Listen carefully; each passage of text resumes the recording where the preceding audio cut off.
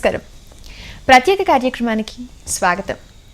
150 సినిమాలు, దర్శకరత్న అవార్డుతో పాటు మరెన్నో అవార్డులు, రివార్డులు, పురస్కారాలు. ఇండస్ట్రీలో ఎవరికి ఏ చిన్న కష్టం వచ్చినా నేనున్నాను అంటూ అందించే ఓదార్పు, సహాయం. ఇక గిన్నీస్ వరల్డ్ రికార్డ్కి ఎక్కిన ఎన్నో రికార్డులున్నాయి ఆయన పేరు మీద. ఎన్నో సామాజిక అంశాలను టచ్ చేస్తూ ఎన్నో చిత్రాలను తీశారు. నేటి తరం దర్శకులకి, అలాగే రాబోయే తరం దర్శకులకు కూడా ఆయన ఒక గురువు. కేవలం దర్శకులకే కాదు, ఎందరో హీరోలు, హీరోయిన్లు, పూర్తిగా ఇండస్ట్రీకే ఆయన గురువు.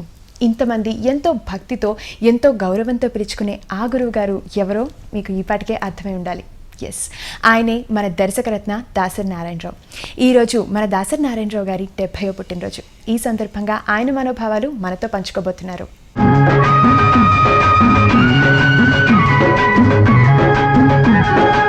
నమస్కారం సార్. నమస్కారం. ముందుగా మీకు 70వ పుట్టినరోజు శుభాకాంక్షలు. Thank you very much. Happy birthday sir. Thank you. We're very happy. 70వ పుట్టినరోజుకి మేము మీతో మాట్లాడగలుగుతున్నాం. Thank you very much sir. మాకు ఈ ఆపర్చునిటీ ఇచ్చినందుకు ఫస్ట్ ఆఫ్ ఆల్ మీకు థ్యాంక్స్ చెప్పాలి. ఇక సార్, చిన్నప్పుడు ఎలా జరుపుకునేవాళ్ళు మీరు బర్త్డే? అండ్ ఇప్పటికి డిఫరెన్స్ ఏంటి? అండ్ చిన్నప్పుడు ఫస్ట్ ఎలా జరుపుకునేవాళ్ళు బర్త్డే? అంటే చిన్నప్పుడు బర్త్డే చెప్పుకునేటంత పెద్ద కుటుంబం కాదమ్మా మాది. ఓకే. వాళ్ళ పుట్టినరోజు ఎప్పుడో కూడా తెలియదు మాకు. అంటే అలాంటి ఫ్యామిలీ, ఒక పూర్ ఫ్యామిలీ మాది. ఒక మాటలో చెప్పాలంటే ఇప్పట్లాగా అప్పుడు పుట్టినరోజులు లేవు. ఎవరికైనా పుట్టినరోజులు ఎప్పుడు వస్తాయంటే ఎక్కువగా ఒక పొజిషన్ వచ్చిన తర్వాత, ఆ మనిషికి బాగా గుర్తింపు వచ్చిన తర్వాత పుట్టినరోజులు వస్తాయి. నాకు అలాగే వచ్చింది. ఓకే.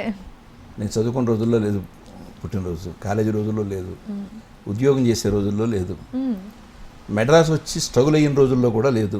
ఓకే. మెడ్రాస్ వచ్చిన తర్వాత, నేను డైరెక్టర్గా బాగా గుర్తింపు వచ్చిన తర్వాత, కటకటాల రుద్రయ్య షూటింగ్ జరుగుతుండగా ఒకరోజు విజిపి గార్డెన్స్లో షూటింగ్ చేస్తున్నాం చెన్నై. అక్కడ లంచ్ టైంలో సడన్గా లోపలికి వస్తే అక్కడ హాల్లో పెద్ద టేబుల్ మీద పెద్ద కేకు, దండలో గడవలో కనిపించినాయి. ఏంటని అడిగితే మీ పుట్టినరోజు అని దండేశారు. ఓకే. పుట్టినరోజు నాకు తెలుసు, కానీ పుట్టినరోజు ఫస్ట్ టైం దండేయడం, ఫస్ట్ టైం కేక్ కట్ చేయడం. ఓకే. మా ప్రొడ్యూసర్స్ వాళ్ళందరూ వచ్చి కేక్ కట్ చేయించి. అది ఎన్నో బర్త్డే మీకు ఏమైనా ఐడియా ఉందా సార్? అది బహుశా 38 years అయింది. అప్పటి వరకు మీరు పుట్టినరోజే జరుపుకోలేదు? జరుపుకోలేదు. ఓకే. అంటే ఎవరు పెద్ద ఇంపార్టెన్స్ లేదు మనిషికి ఎవరికి. అట్లాంటిది ఇంటికి వచ్చేసరికి ఇంటి దగ్గర లైట్లు గిట్లు వెలుగుతున్నాయి, మొత్తం కలర్ఫుల్ డెకరేషన్ ఇంట్లో. మా ప్రొడ్యూసర్స్, మా అసిస్టెంట్స్, తర్వాత ఇటు నెల్లూరు నుంచి, ఇటు విజయవాడ నుంచి, అక్కడి నుంచి మా ఫ్యాన్స్ వచ్చారు. ఏంటిదంతా అంటే మా ఆవిడ అరేంజ్ చేసింది బర్త్డే. సో పైన కేక్ కటింగ్, భోజనాలు. పైన కేక్ కటింగ్కి అందరు కట్ చేస్తానో చప్పట్లు కొడుతున్నారు. కారు మా ఎదురుగా ఇంట్లో రామారావు గారిది, ఎన్టీ రామారావు గారిది.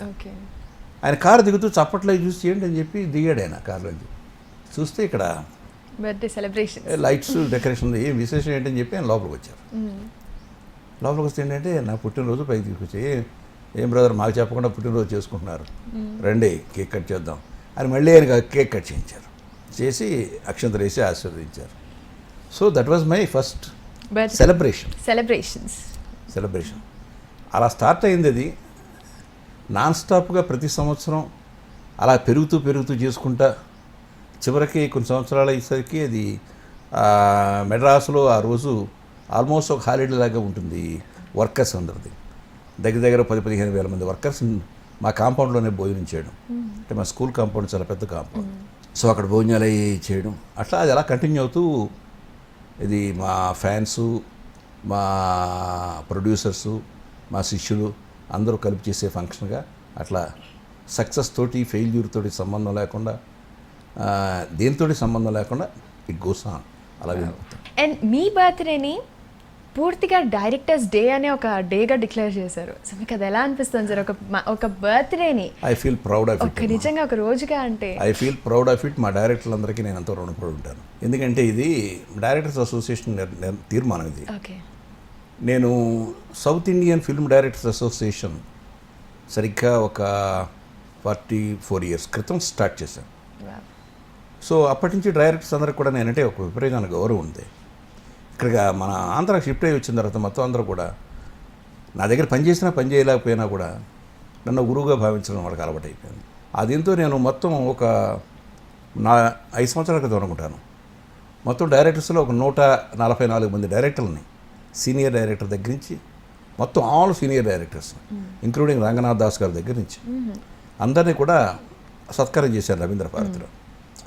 ఆ రోజున వాళ్ళు రెజల్యూషన్ పాస్ చేశారు డైరెక్టర్స్ అసోసియేషన్, దాసనారాయణరావు గారి జన్మదినోత్సవం డైరెక్టర్స్ డేగా మనం చేద్దామని చెప్పి. That's it. So I'm grateful and thankful to them.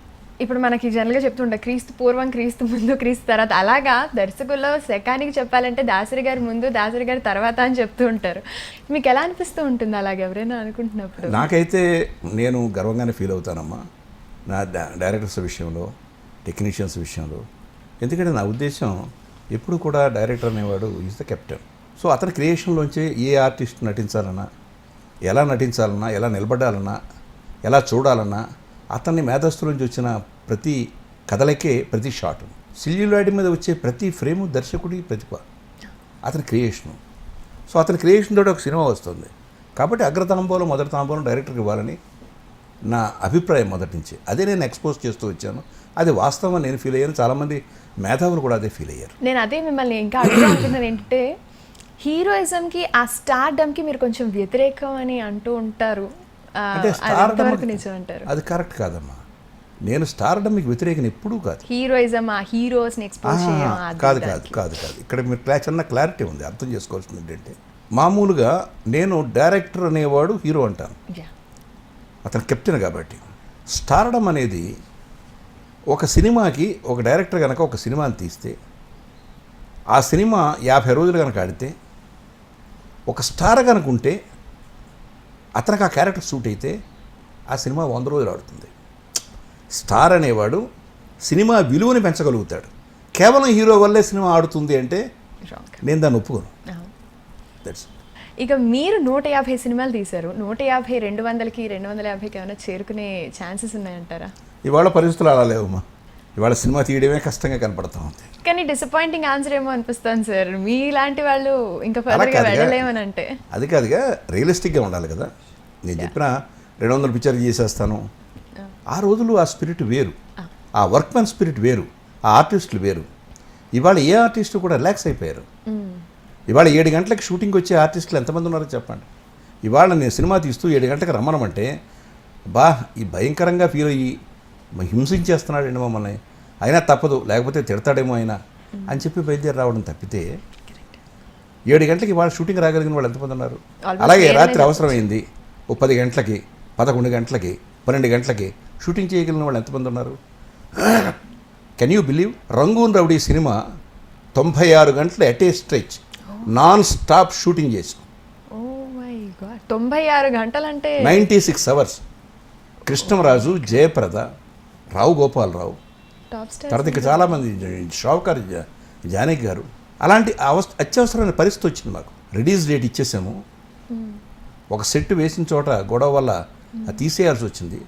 ఆ సెట్ను షిఫ్ట్ చేసి ఇంకో చోట చేయాల్సి వచ్చింది. కెమెరామెన్ నాకు మారుతున్నాడు తప్ప, నా అసిస్టెంట్ డైరెక్టర్ మారుతున్నారు తప్ప నేను మారలా, ఆర్టిస్టులు మారుతున్నారు. అలా పనిచేసింది మొత్తం యూనిట్, లైట్ మ్యాన్, గీట్ మ్యాన్ మొత్తం అంతా వాళ్ళే. Can you expect that today? It's impossible అనే చెప్పొచ్చు. అంచేత నేను అనేది అప్పుడు పరిస్థితులు కూడా అలా ఉన్నాయి, వర్క్మెన్షిప్ కూడా అలా ఉంది. ఇప్పుడు ఇవాళ మళ్ళీ ఇంకో 50 సినిమాలు చేసేయగలం అంటే కరెక్ట్ కాదు. ప్రెజెంట్ స్టేట్ డివిజన్, రాష్ట్ర విభజన జరిగిన దీంట్లోని ఫీల్డ్ కూడా డివైడ్ అయ్యే పొజిషన్లో ఉంది. సో డివైడ్ అయితే ఎలాంటి పరిస్థితులు ఉంటాయంటారు? ఈ పరిస్థితులు ఇండస్ట్రీ మీద ఎలాంటి ప్రభావాన్ని చూపిస్తాయంటారు? ఇండస్ట్రీ ఎందుకు డివైడ్ అవుతుందమ్మా? అవుదా, అంటే బయట జనరల్గా అంటే చాలామందికి క్లారిటీ లేదనమాట. ఇది ఇండస్ట్రీ డివైడ్ అయిపోతుంది, కొంత ఇండస్ట్రీ అటు వెళ్తోంది, ఇక్కడ ఉంటుంది. ఇప్పుడు మద్రాసు నుంచి ఆంధ్రప్రదేశ్ వేరైపోయింది, కానీ సినిమా ఇండస్ట్రీ అక్కడే ఉంది, తెలుగు ఇండస్ట్రీ అక్కడే ఉంది, కర్ణాటక ఇండస్ట్రీ అక్కడే ఉంది, మలయాళ ఇండస్ట్రీ అక్కడే ఉంది. 4 ఇండస్ట్రీలు చెన్నైలోనే ఉన్నాయి. మన హైదరాబాద్ని డెవలప్ చేసుకుందాం అనుకుని 1990లో చెన్నారెడ్డి గారిని కన్విన్స్ చేసి ఇక్కడ ట్యాక్స్ రాయితీ మారిస్తే ఇక్కడ సౌకర్యంగా ఉంటుందని నన్ను ఒక ప్లాన్ చేసి ఇవ్వమంటే ప్లాన్ ఇచ్చిన తర్వాత నా ప్లాన్ ఆయన యాక్సెప్ట్ చేసి మెడ్రాస్ వచ్చి ఒక 3 రోజులు ఉండి ఆయన సన్మానం చేసిన తర్వాత 3 రోజులు సెమినార్ నడిపిన తర్వాత అప్పుడు ఒక నిర్ణయం తీసుకుని ఇక్కడ సినిమా తీయడం మూలంగా సినిమాకి ఇన్ని లక్షల రూపాయలు కలిసి వస్తుంది అని ఒక పథకాన్ని నేను ప్రవేశపెడితే, అంటే 90 నుంచి ప్రారంభించి 90లో hardly we made only 7-8 pictures. Okay 91 వచ్చేసరికి 90% పిక్చర్లు చేసాం. సో 90 వరకు ఇండస్ట్రీ అంతా అక్కడే ఉందిగా. అదేవిధంగా ఇప్పుడు కూడా దానికి రాదు. పైగా రెండు తెలుగు చూద్దాం. ఇంకా మనం ఇప్పుడే మనం మెంటల్గా జంప్ అవడం ఎందుకు, లేటెస్ట్ మన కళతో ఇంకా ఎన్ని చూడాలి అంతే. అయితే మీరు తీసిన తాత మనవడు మొదలు అన్నీ కూడా సామాజిక అంశాలను ఎక్కడో ఒక టచ్ చేస్తూ తీసినవి. మోస్ట్లీ సోషల్ ఇష్యూస్ని ప్రతి ఒక్క మూవీలో కూడా టచ్ చేశారు. అయితే మీరు ఫర్దర్గా తీయబోయే మూవీస్లోని సామాజిక అంశాన్ని టచ్ చేయకుండా కేవలం ఇలాంటి టైప్ ఆఫ్ పంథాలో వెళ్తూ హిట్ కొట్టే ఛాన్సెస్ ఉన్నాయంటారా? సినిమా ఫార్మాట్ మారిందమ్మా. ఎలా మారిందంటే కథకి ఒక హీరో, ఒక దర్శకుడి కథ, దర్శకుడి కథనం, దర్శకుడి కథానాయకుడు సినిమాలో. అలా కాకుండా ఇప్పుడు ఏమైందంటే ఒక కమర్షియల్ హీరో, ఆ కమర్షియల్ హీరో చుట్టూ ఏముంటే బాగుంటాయి, ఏముంటే ఫ్యాన్స్ చప్పట్లు కొడతారు అనే యాంగిల్లో ఇవాళ సినిమాలు తీయడం జరుగుతుంది. మాకు ఇప్పుడు తీసేదానికి తేడా నేను చెప్పేది ఏంటంటే, మేము జనాన్ని దృష్టిలో పెట్టుకుని సినిమాలు తీసాం. ఇప్పుడు హీరోల ఫ్యాన్స్ని దృష్టిలో పెట్టుకుని సినిమాలు తీస్తున్నారు. ఉట్టి ఫ్యాన్స్ మాత్రం చూస్తే సరిపోదు, జనం కూడా చూడాలి. ఫ్యాన్స్ కూడా జనంలో భాగమే. కాబట్టి మన జనాన్ని మెప్పించే సినిమాలు తీయాలి తప్ప ఉట్టి ఫ్యాన్స్ కోసమే సినిమాలు తీయొద్దు అంటారు.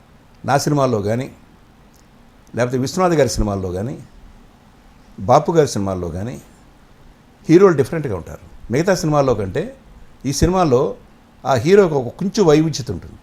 సో అది నేను ఏ సినిమా తీసినా అది ప్రయత్నం చేస్తాను. సో చేంజ్ అయితే ఖచ్చితంగా రిసీవ్ చేసుకుంటారంటారా? ప్రేక్షకులు ప్రెజెంట్ ఉన్న వాళ్ళు రిసీవ్ చేసుకుంటారనుకుంటున్నారా? ప్రేక్షకుల్ని మనమేనమ్మా పాడు చేస్తూ ఉన్నాం అంతే. వాళ్ళు డైల్యూట్ చేస్తున్నాం అంతే.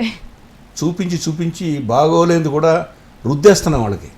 వాళ్ళకి నచ్చకపోయినా ఇంకా యాక్సెప్ట్ చేసి తీరాలి అంతే. ఫేసులు నచ్చినా నచ్చకపోయినా, కథలు నచ్చినా నచ్చకపోయినా, నడక నచ్చినా నచ్చకపోయినా, డ్యాన్స్ నచ్చినా నచ్చకపోయినా రుద్దేస్తున్నాం. చూస్తావా ఆప్షన్ లేదు కాబట్టి ఆప్షన్ లేదు, చూసి చావాల్సిందే. మిమ్మల్ని ఒక ఫీల్డ్ మొత్తం మిమ్మల్ని ఒక ఎన్సైక్లోపీడియాగా అనుకుంటారు. మరి పూర్తి ఫిల్మ్ ఇండస్ట్రీకి సంబంధించిన ఒక ఎన్సైక్లోపీడియా అంటారు. అలాంటి మీరు స్టార్స్ కంటే కూడా కార్మికులకి కొంచెం అటుపక్కకి పక్షపాత అంటే నిజమే అంటారా? అదేమిటమ్మా, కార్మికుల పక్షపాత కాదు, 100% కార్మిక పక్షపాతనే. ఓకే, దానిలో ఏమీ ఎలాంటి కాంప్రమైజ్ లేదు. ఓకే, ఎందుకోసం అంటే నేను కూడా కార్మికుడినే, దర్శకుడు కూడా కార్మికుడే. నేను కార్మికులు లేకపోతే 24 క్రాఫ్ట్స్ కలిసి పనిచేస్తేనే ఒక సినిమా. క్రాఫ్ట్లు అంటే 28 కార్మిక సంఘాలు, వాళ్ళ శ్రమే సినిమా. కానీ వాళ్ళెవరికి గుర్తింపు ఉండదు. సినిమా హిట్ అయితే ఫస్ట్ హీరోకి జిందాబాదులు కొడతారు, అర్థమైందా? తర్వాత డైరెక్టర్ని అంటారు, తర్వాత ప్రొడ్యూసర్ గుర్తిస్తారు. ఈలోగా ఎక్కడ సంబంధం లేకపోయినా హీరోయిన్ అబ్బు అంటారు. మరి మా టెక్నీషియన్స్ కూడా ఏంటి, మరి ఎవరికి కనీసం టైటిల్స్లో కూడా పేర్లు ఉండవు చాలా మందికి. ఇప్పుడైతే అవి పడట్లేదు, టైటిల్స్లో పేర్లు కూడా రావట్లేదు అంతే అని చెప్పి. అందువల్ల డెఫినెట్గా, ఎందుకంటే కష్టపడేది మీరు ఒక సినిమా హిట్ కాకుండానే హిట్కి కోట్లు మార్చేస్తుంటే ఆఫ్టర్ ఆల్ వాళ్ళు అడిగేది అంతా ఒక సంవత్సరానికి బేటాల్లో ఓ 10%, 15%, 20%. మీరు అసలు ఏం మాట్లాడకుండా ఒక హీరోయిన్, నేను బాంబే నుంచి వస్తూ ఉన్నాను, నాకు 5 స్టార్ హోటల్లో సూటు, నా మేనేజర్కి 5 స్టార్ హోటల్లో డబల్ రూము, మా వాళ్ళందరికీనేమో ఫ్లైట్లో తీసుకురావాలి 7 మందిని, మాకు 3 కార్లు కావాలి, డిమాండ్, సో మా వాళ్ళకేం భోజనమేమో పలానా తాజ్ నుంచే రావాలి అని వాళ్ళు డిమాండ్ చేస్తూ ఉంటే సైలెంట్గా మీరు ఇస్తూ ఉన్నారు. మరి వర్కర్స్ మాట ఏంటి? నాకు తెలిసి డైరెక్టర్స్కి అభిమాన సంఘాలు ఏర్పడడం అనేది నాకు తెలిసి మీ నుంచే స్టార్ట్ అయిందేమో అనుకుంటున్నాం. ఎలా అనిపిస్తుంది మీకు? అంటే మీ అభిమాన సంఘాలని మీతో స్టార్ట్ అయింది అన్న ఆ థాట్ ఎలా అనిపిస్తూ ఉంటుంది మీకు? నాకు చాలా సంతోషంగా ఉంటుందమ్మా. ఎక్కడికి వెళ్ళినా, ఏ ఊరు వెళ్ళినా కూడా మా అభిమాన సంఘాలు వాళ్ళు వచ్చారు. మాకు రావడమే కాదు, మిగతా ఆర్టిస్ట్ ఎవరైనా సరే ఒకవేళ షూటింగ్ వెళ్ళినా, ఒకవేళ ఏ కార్యక్రమాలకు వెళ్ళినా దాసనారాయణ అభిమాన సంఘం తరపున వాళ్ళు సత్కారం చేసేవారు, దండలు వేసేవారు, వాళ్ళు రైల్వే స్టేషన్కి వచ్చి వాళ్ళని రిసీవ్ చేసుకునేవారు. ఎవరైనా షూటింగ్ జరుగుతూ ఉంటే అక్కడ వర్క్కి ఏమైనా సహాయం చేసేవాళ్ళు. సో ఎక్కడ అన్ని చోట్ల. ఎందుకంటారు మీతో ఎందుకు స్టార్ట్ అయిందంటారు? అలాగా మీ తర్వాత, మీ ముందు ఇందాక చెప్పినట్టు సెకానికి అటు ఇటు అన్నట్టు కూడా ఎన్నో స్టార్ట్ అయిందంటే ఒక దర్శకుడితోటి సినిమాలు ఆడినాయి కాబట్టి అప్పట్లో. సో కాబట్టి అప్పుడు ఎక్కువగా రామారావు గారి అభిమాన సంఘాలు, నాయసార్ అభిమాన సంఘాలు ఎక్కువగా ఉండేవి. సో ఒక డైరెక్టర్కి అభిమాన సంఘాలు పెట్టాలి. అలాంటి పీరియడ్లోనే అంత అభిమాన సంఘాలు ఒక రేంజ్లో ఉన్న పీరియడ్లోని మీకు అంటూ కొన్ని వందల సంఖ్యలో అభిమాన సంఘాలు ఏర్పడడం అనేది ఇట్స్ అమేజింగ్ అని చెప్పచ్చు సీరియస్గా. ఇక కొంచెం మీ పొలిటికల్ లైఫ్ వైపు కొంచెం అలా అటు సైడ్కి తిరగాలి అంటే కానీ రాష్ట్ర విభజన జరిగిన టైంలో ఎలక్షన్స్ మూమెంట్ ఈ టైంలో మీరు కంప్లీట్గా క్వైట్గా ఉన్నారు, దీనికి సంబంధించి పూర్తిగా మౌనంగా ఉన్నారు, ఎక్కడ ఎలాంటి స్టేట్మెంట్ కానీ దేని గురించి ఎలాంటి కమెంట్ కానీ లేదు. సో మీ మౌనాన్ని ఎలా అర్థం చేసుకోవచ్చు, ఎందుకంటారు, కారణం ఏంటంటారు అసలు? నేను కావాలనే దూరంగా ఉన్నానమ్మా. ఒకటి, రాజకీయంగా విసిగిపోయాను, ఎందుకంటే నా బోటి వాళ్ళు రాజకీయాల్లో పనికిరారు. రాష్ట్ర విభజన జరుగుతోంది అంటే దానికి సంబంధించిన ప్రాసెస్ జరిగిపోయింది, దానికి సంబంధించిన ప్రాసెస్ కూడా ఆల్రెడీ స్టార్ట్ అయిపోయింది, ఇక ఎలక్షన్స్ పీరియడ్ కరెక్ట్గా. ఇలాంటి టైంలోనే మీరు గత కొంతకాలం నుండి పూర్తి మౌనంగా ఉన్నారు, దానికి కారణం ఏంటంటారో, అలాగే మీ మౌనానికి అర్థం ఏంటంటారు? ఎందుకంటే చాలామంది అంటారు మీరు మౌనంగా ఉంటే కూడా దానికి చాలా అర్థం ఉందని అంటారు. కాబట్టి ఈసారి ఈ విషయంలో మౌనంగా ఉండడానికి అర్థం ఏంటి, కారణం ఏంటంటారు? కావాలనే మౌనంగా ఉన్నానమ్మా. రాజకీయాల పట్ల నాకు బాగా అసహ్యం వేసింది, అందుకే 4 సంవత్సరాల నుంచి దూరంగా ఉన్నాను. ఈ రాజకీయాల్లో నేను నిమడలేనని, ఈ దీంట్లో హిపోక్రసీ కావాలి, ఆ హిపోక్రసీ నాకు చేత కాదు. చాలా ఫ్రాంక్గా మాట్లాడడం నాకు అలవాటు. మనం ఏ తప్పు చేయకుండా మన మీద బురద జల్లే పరిస్థితి రాజకీయాలు క్రియేట్ చేయగలవని బాధ కలిగింది. ఒక మనిషి 50 సంవత్సరాల చరిత్ర, ప్రజల్లో ఒక మంచి పేరు, అందరికీ సహాయపడతాడు మనిషి అని అందరూ అంటారు. నిజంగా సహాయపడ్డ మాట వాస్తవం. ఓ పేద కుటుంబం నుంచి ఒక మనిషి ఒక స్థాయికి వస్తే, ఉన్నత స్థాయికి, ఆ మనిషి ఆ రాష్ట్రానికి గర్వకారణం, జాతికి గర్వకారణం. అలాంటి వాళ్ళని మనం పెంచుకోవాల్సింది పోయి అలాంటి వాళ్ళ మీద ఏదో రకంగా నింద వేసేసి రాజకీయంగా మనిషిని బలి చేసేయాలని పరిస్థితులు కనిపించినప్పుడు అవసరమా మనకి? అసలు మనం వచ్చింది రాజకీయాల కోసం కాదే, అసలు ఎందుకు మనకివి అనే భావం కలిగి చాలా దూరంగా ఉన్నాను. ఓకే, అయితే ఇక మీదట మరి ఇంకా రాజకీయాల వైపు చెప్తా అంటే it's not full stop, it's only comma. ఇక రాష్ట్ర విభజన గురించి అంటారా, సీట్లు ఓట్లు రాజకీయం కోసమే రాష్ట్ర విభజన తప్పితే రాష్ట్ర విభజన డిమాండ్ మాత్రం ఇంత యుద్ధ ప్రాతిపదిక మీద చేయాల్సిన విభజన మాత్రం కాదు అది. దానికి భాగస్వాములు ఎవరంటే మనం ఎవరిని తప్పడానికి వీలేదు, మనవాళ్ళు ఇన్ ది సెన్స్ ఎవరైతే సీమాంధ్ర వాళ్ళు ఉన్నారో వాళ్ళే దీనికి బాధ్యులు. కుట్రపూరితంగా ప్రజల్ని మోసం చేశారు, వంచారు, వాళ్ళకేం కావాలో దానికి సహకరించారు. కళ్ళ ముందు కనిపిస్తున్నప్పుడు ఇది ఎలాగో ఆగే ప్రక్రియ అనిపించలేదు. అందులో ఈ రాజకీయాలు ఈ బురదలో కాలు ఎందుకు పెట్టాలి అనే దాంతో దూరంగా. కేవలం ఒక కామా కానీ ఫుల్ స్టాప్ కాదంటారు.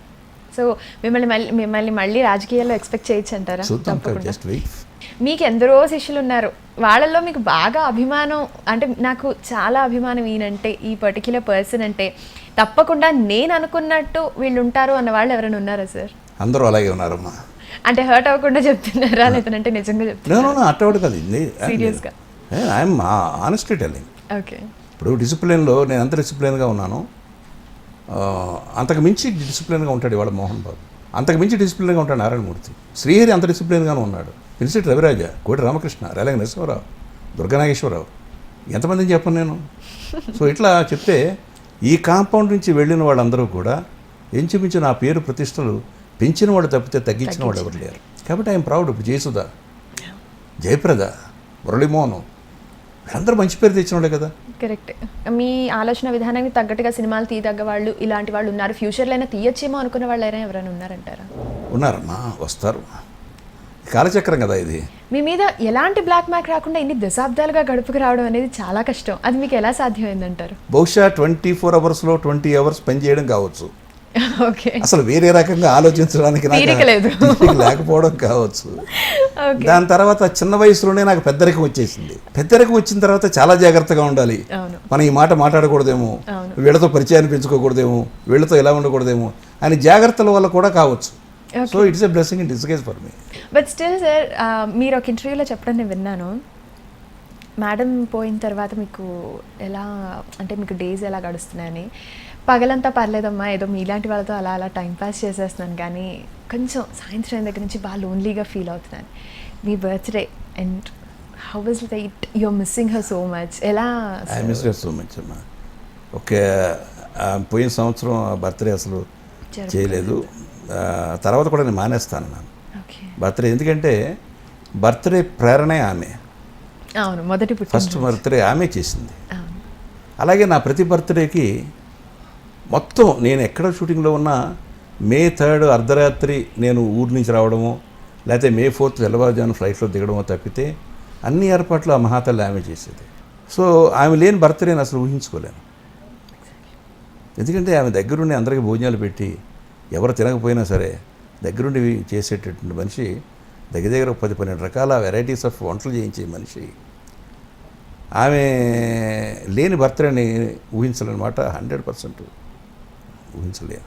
Very sorry about it. ఎందుకంటే ఆ రోజు విన్నప్పుడు అనిపించింది నిజమే కదా, అందరూ ఉన్నప్పుడు ఏమీ అనిపించదు, కానీ ఆ ఎవరూ లేని మూమెంట్లో చాలా లోన్లీగా అనిపిస్తుంది కదా అని చెప్పి. We're very sorry for that sir. ఇక మిమ్మల్ని ఇండస్ట్రీ పూర్తిగా irrespective of age groups, irrespective of the field, పూర్తిగా మిమ్మల్ని గురువు గారనే పిలుస్తారు అందరూ కూడా. ఇది ఫస్ట్ టైం మిమ్మల్ని ఎవరు గురువు గారు అని పిలిచారు అన్నది మీకు ఏమైనా గుర్తుందంటారా? అయితే గురువు గారిని మా అసిస్టెంట్స్ పిలిచేవారు. ఓకే. తర్వాత డైరెక్టర్స్గా వచ్చిన వాళ్ళందరూ పిలవడం మొదలెట్టారు. అది మీ పేరు అయిపోయింది. సర్ప్రైజింగ్ ఏంటంటే రాఘవేంద్ర గారు కూడా మీ గురుగారు ఎక్కడయ్యా, ఓకే, సో అది కదా గురుగారు అంటాడు ఆయన ఒక్కోసారి. ఓకే. సో అది నాకు చాలా దీనిగా ఫీల్ అవుతాను. అయితే సార్, నేటి తరం దర్శకులకి మీరు ఎలాంటి సజెషన్ ఇస్తారు? అంటే ఫీల్డ్ ఒక రకమైన పంధాలు వెళ్ళిపోతున్న ఈ టైంలోనే అట్లీస్ట్ ఆ ట్రాక్లోంచి బయటికి తీసుకుని రావడానికి నేటి తరం దర్శకులకి మీరు ఎలాంటి సలహాలు ఇస్తారు? ఇప్పుడు రాజమౌళి ఉన్నాడు. రాజమౌళి ఏ సినిమా చూసినా నేను తీసిన అందరి సినిమాలు చూస్తాను. పర్టికులర్గా రాజమౌళి సినిమా చూసిన తర్వాత రాజమౌళి వచ్చినట్టు మీట్ అవుతాను. అతనికి నేను ఏదైనా ఫీల్ అయ్యింది చెప్తే అతను చాలా హ్యాపీగా రిసీవ్ చేసుకునే మనిషి. ఓకే. ఎందుకంటే అతను చిన్నప్పటి నుంచి కూడా వాళ్ళ నాన్న నా దగ్గర పనిచేశాడు రైటర్గా, ఇతను అసిస్టెంట్గా వాళ్ళ నాన్నతో పాటు వచ్చి నాకు స్క్రిప్ట్స్కి పనిచేశాడు. కాబట్టి ఆ చనువు ఉంది. మగధీర తీసిన తర్వాత నా దగ్గరికి వచ్చాడు. వస్తే మేము కూర్చున్నప్పుడు నా ఫీలింగ్స్ చెప్పాను. సినిమా ఎలా ఉందని అడగద్దు, నువ్వు మెస్మరైజ్ చేసావు సినిమాని, అది ఏంటి అని ఆలోచించేలాగా మాయ చేసావు, ఓ మాంత్రికుడిలాగా చేసావు నువ్వు. సినిమాలో ఏముందని వెనక్కి తిరిగి చూసుకుంటే ఏం కనపడదు, but nothing but your mesmerism. Okay. Totally you have mesmerise the audience. Okay. అంత పిచ్చెక్కింది నాకు. So this is the director's credit totally. Magadheera success is your success అని చెప్పాను. అని అప్పుడు చెప్పా, మళ్ళీ మగధీర కంటే హిట్ ఇమీడియట్గా నువ్వు తీలేవు, అంతకంటే గొప్ప సినిమా తీసినా కూడా హిట్ అవ్వదు, కాబట్టి నువ్వు చిన్నాళ్ళతో సినిమా తీయ అని చెప్పాను. మర్యాద రామన్ తీశాడు, తర్వాత ఈగ తీశాడు. సో బ్యాలెన్స్ ఉంది. ఎందుకంటే పెద్ద హిట్ ఇచ్చిన తర్వాత ఇమీడియట్గా సినిమా తీస్తే చాలా ప్రమాదం ఉంది. ఇంకా హైగా ఎక్స్పెక్ట్ చేస్తాం. మేము ఫేస్ చేసాం, నేను ఫేస్ చేసాం, ఫెయిల్ అయ్యాం. అట్లాగే నేను శేఖర్ కమల్ కూడా చెప్పాను, లీడర్ తీస్తుంటే వద్దయా, నువ్వు ఈ హీరోల సినిమాలకు వెళ్ళకు, నువ్వు చాలా మంచి సినిమాలు తీసావు, you go back to your school, ఆ స్కూల్లో నువ్వు తీయని. పాప తీసిన తర్వాత మీరు చెప్పింది కరెక్ట్ గురుగారు అన్నాడు. అట్లాగే మారుతి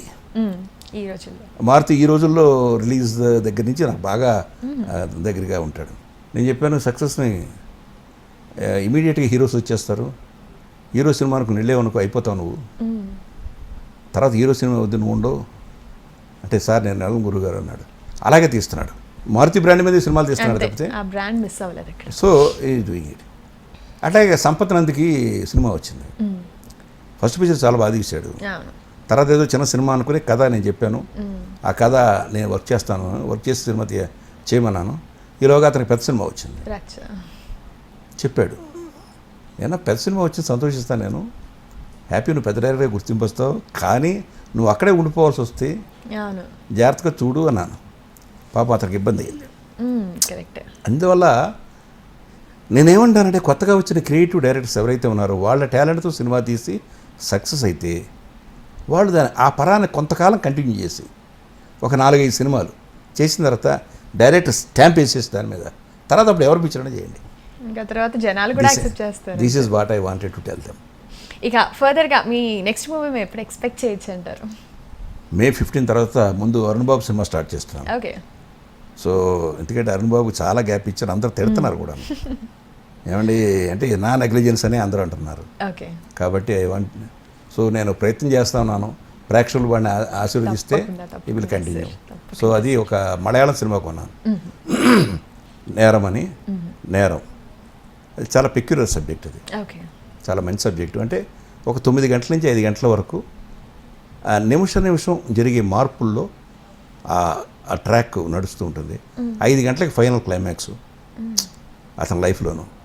అలాంటి ఒక టెన్షన్తో కూడిన ఒక కథ బాగుంది, దొరికింది, అది తీస్తున్నా. తర్వాత అది స్టార్ట్ చేసి నేను డైరెక్ట్ చేసి నేను యాక్ట్ చేసే సినిమా స్టార్ట్ చేస్తాను. మీ బర్త్డే సందర్భంగా ఇంత స్పెషల్ విషయం నాకు తెలియజేసినందుకు thank you so much. And we're expecting a lot from you sir. మీ నుంచి ఒక డైరెక్షన్ మీ డైరెక్షన్లో ఎన్నో సినిమాలని, అలాగే మీరు యాక్ట్ చేస్తున్న ఎన్నో సినిమాలు కూడా మేము ఎక్స్పెక్ట్ చేస్తున్నాం. అలాగే మీ 70th బర్త్డే సందర్భంగా మాతో ఇన్ని విశేషాలు సినిమాకి సంబంధించి, మీ లైఫ్కి సంబంధించి ఎన్నో ఎమోషనల్ మూమెంట్స్ని కూడా మాతో షేర్ చేసినందుకు thank you so much sir. I'm very blessed to talk to you. Thank you so much. మరోసారి మీకు మా ప్రేక్షకులందరి తరఫు నుంచి హ్యాపీ బర్త్డే సార్. ఓకేమ్మా, థ్యాంక్ యూ. చూశారు కదండి మన దర్శకరత్న దాసరి నారాయణరావు గారితో ఆయన బర్త్డే సందర్భంగా ముచ్చరించిన విశేషాలు. మరోసారి మన దాసరి నారాయణరావు గారికి మనస్ఫూర్తిగా పుట్టినరోజు శుభాకాంక్షలు తెలియజేస్తూ మరో ప్రత్యేక కార్యక్రమంలో మీ ముందుంటాం. అంతవరకు సెలవు, నమస్కారం.